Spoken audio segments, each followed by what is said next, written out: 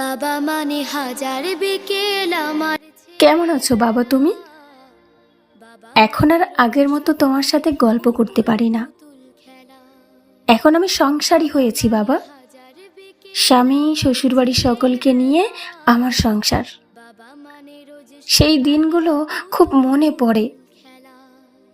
তুমি বাড়ি ফিরেই আমায় ডাক দিতে, একসাথে বসে খাবার খাওয়া, বিকেলে চায়ের আড্ডা, তোমার হাসি রাগ তোমার বকা, সব সময় তুমি পাশে থেকেছো আমার। তোমার ঋণ কোনোদিন শোধ করতে পারবো না বাবা। খুব মিস করি তোমার কথা মনে পড়লেই খুব কষ্ট হয় বাবা।